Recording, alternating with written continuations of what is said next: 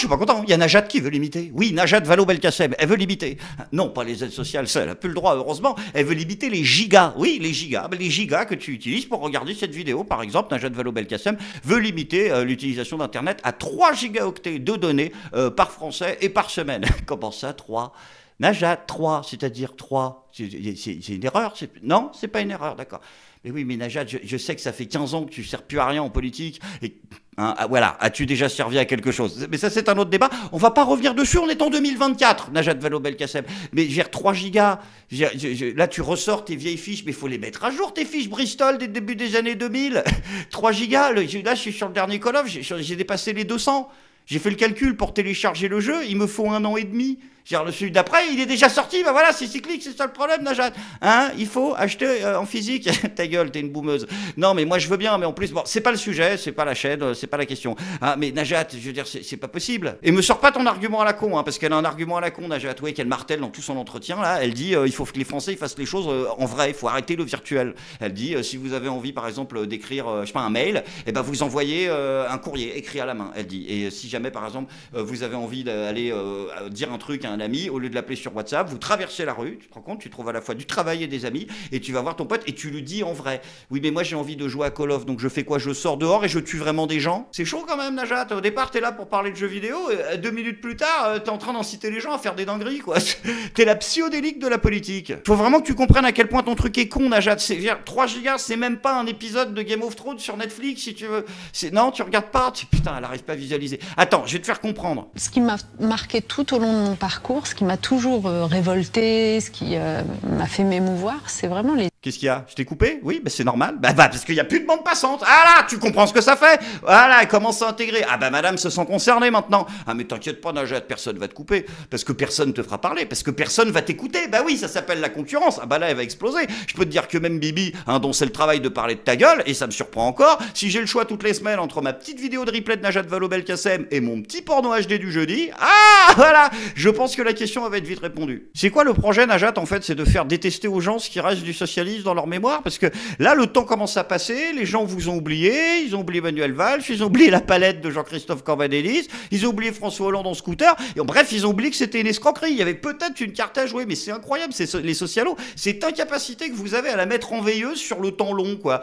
Regarde Anne Hidalgo, putain, je veux dire, au bout d'un moment tout le monde la déteste. On calcule, un proche de Vladimir Poutine évoque la possibilité d'envoyer une bombe nucléaire sur Paris. Franchement, ça commence à aller loin là. Moi, je suis d'accord, ça cache Paris, etc. Faut couler une dalle, faut tout refaire. Mais ils vont trop loin, là, les anti-Hidalgo. Hein? Comment ça n'a pas de rapport? Qu'est-ce que vous aimiez chez nous que vous ne retrouvez plus?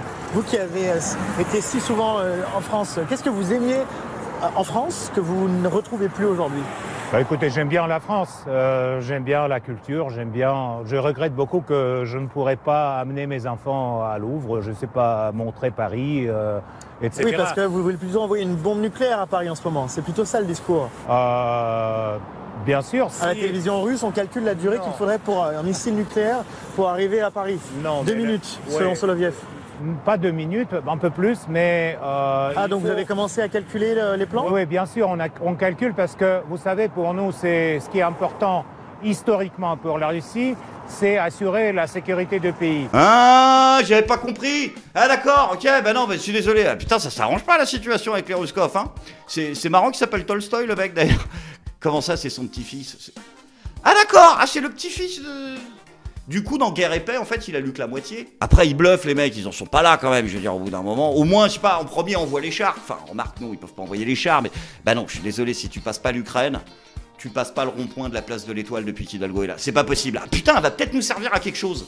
Et quand les pays de l'OTAN, dont aussi la France, mettent les missiles autour de nos frontières et veulent mettre les missiles en Ukraine, en adhérant à l'OTAN, à l'Ukraine. Donc pour nous, c'est inadmissible.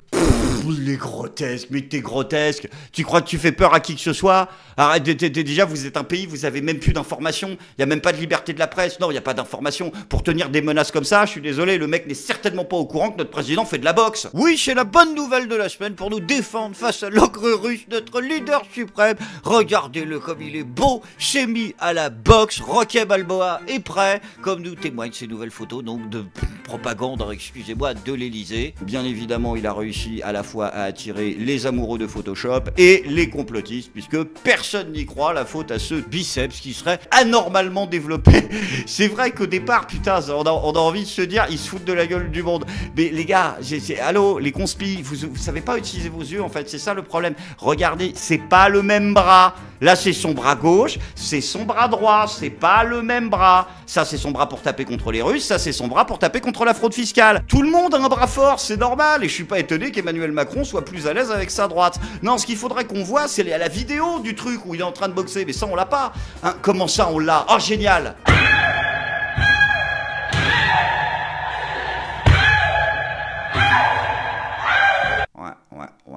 Ouais.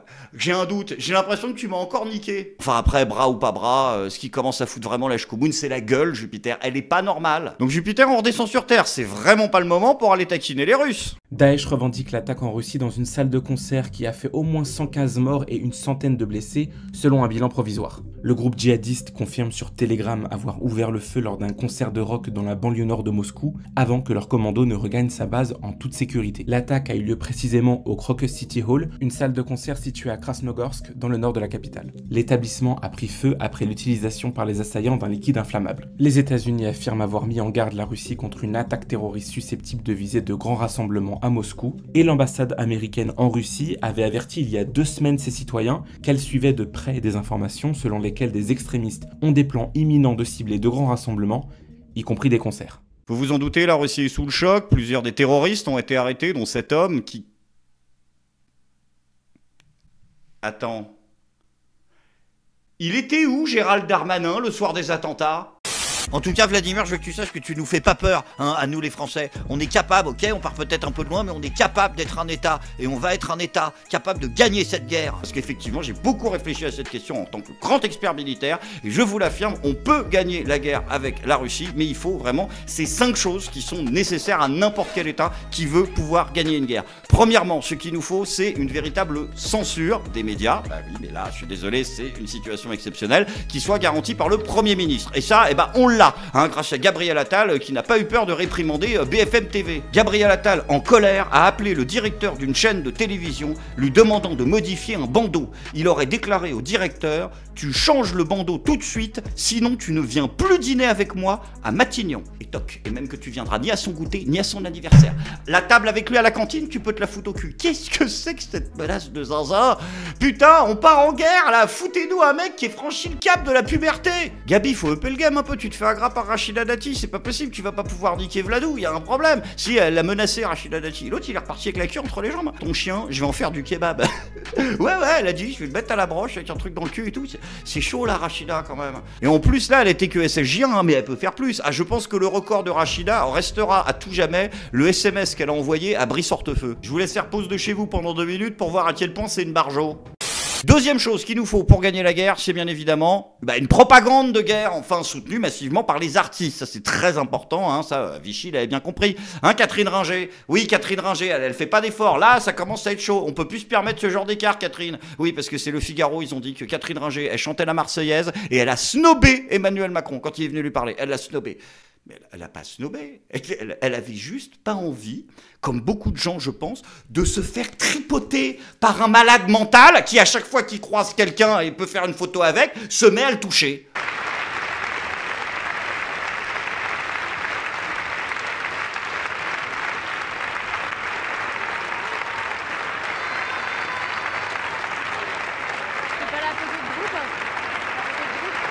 Troisième chose qu'il faut, très importante pour faire une guerre, c'est un peuple qui peut faire la guerre. Donc un peuple sain, bien évidemment. Hein, un peuple qui est capable de se battre et d'endurer également la souffrance. Pas un peuple de doux rêveurs pacifistes. Hein, donc le cannabis, c'est terminé. Les drogues douces, récréatives, c'est fini. Hein, un corps sain et équilibré qui peut aller au front. C'est ce que souhaite, je pense, Éric Dupond-Moretti. En tout cas, il a été très très dur cette semaine, hein, puisqu'il a dit que le cannabis des dealers avait le goût du sang séché sur le trottoir. Soyez rassurés, par contre, en ce qui concerne la cocaïne des ministres, elle a toujours le goût d'une douce Madeleine de Proust, un soir d'été au soleil couchant.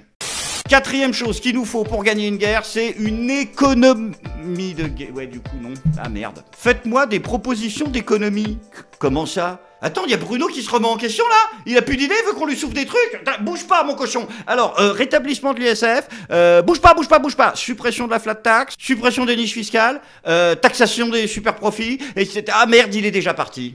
Et enfin, 5e point, le plus important, bien évidemment, pour faire la guerre, un leader, ou plutôt une leaduse charismatique, celle qui est censée représenter la France pour les prochaines élections européennes. Enfin, la France, Emmanuel Macron, mais ce sont des synonymes. Aujourd'hui, j'ai bien évidemment envie de parler de Valérie Heyer, qui a tenu un discours contre Vladimir Poutine sans langue de bois. Hier, Daladier et Chamberlain. Aujourd'hui, Le Pen et Orban. Les mêmes mots, les mêmes arguments, les mêmes débats. Nous sommes à Munich en 1938. Tu te rends compte de la connerie que tu viens de dire ou pas, Valérie? Attends, t'es en train de nous dire que Marine Le Pen, c'est Daladier? C'est-à-dire que vous êtes tellement obsessionnel et jusqu'au boutiste dans votre propagande va-t-en-guerre de mes deux que vous êtes prêt pour la justifier à nous expliquer que Marine Le Pen est la descendante historique d'une des grandes figures pacifistes de la gauche. Ah, y a pas à dire, vous avez le sens des priorités. Sans transition les amis, c'est maintenant le moment de la bonne nouvelle du jour. Et dans cette bonne nouvelle du jour, j'avais envie de revenir à des choses simples qui font la beauté de la vie de tous les jours. Et quoi de plus simple, de plus émerveillant qu'un anniversaire. Et je voudrais ensemble que l'on souhaite tous un joyeux anniversaire. Joyeux anniversaire. Joyeux allez chez vous, anniversaire. Joyeux anniversaire. Le CRIF. Joyeux anniversaire. Allez, on les applaudit. Ah non, je sens qu'il y en a encore 2-3 qui sont réticents. Non, vous m'applaudissez, le CRIF. C'était leurs 80 ans, ça se respecte quand même. Hein, je vous rappelle que la première fois qu'on a dépassé les 100 000 vues sur une vidéo de cette chaîne, c'était il y a 10 ans, c'était en faisant des blagues sur leur gueule. Alors bah voilà, sans eux, je serais peut-être pas là, vous seriez peut-être pas là, on serait peut-être pas en train de faire tout ça. Hein, donc voilà, on les applaudit. Hein. Notre président a tenu d'ailleurs à célébrer cet hommage comme il se doit, puisque eh bien, le CRIF a été invité à l'Élysée. Hein. Notre président s'est fendu d'un grand discours de lutte contre l'antisémitisme, dont voici la retranscription par les équipes de France TV Info. Que retient Jean-François Colosimo, historien et théologien du discours d'Emmanuel Macron face au CRIF? D'une part, le fait que juif est consubstantiel à la France. Pas depuis 1789. Les juifs font partie de l'histoire de France depuis l'Antiquité. Et il n'y aurait pas eu de connaissance aussi forte de la Bible à la Sorbonne s'il n'y avait pas eu les radins juifs. Non. Mais qu'est-ce qui se... Mais non, ils ont corrigé leur coquille quand même. Hein, d'accord, ben oui, mais ils ont excusé comment? Ils ont dit quoi? Ils ont dit que c'était une faute de frappe. Une faute de... Bougez pas. Ceci est un clavier. Hein, voilà. Donc, on est d'accord qu'il voulait écrire rabbin, très probablement. Donc là, c'est le B. Il est là, il est joli. Enfin, le B. Les B, parce qu'il y en a deux à mettre en plus. Et le D, il est là. À quel moment le mec, il a tapé à côté? Vous prenez les gens pour des cons, sans déconner. Il faudrait vraiment lui trouver un vrai travail aux stagiaires de BFM TV. Parce qu'à ce rythme-là, il va vraiment créer des drames. Je suis pas content.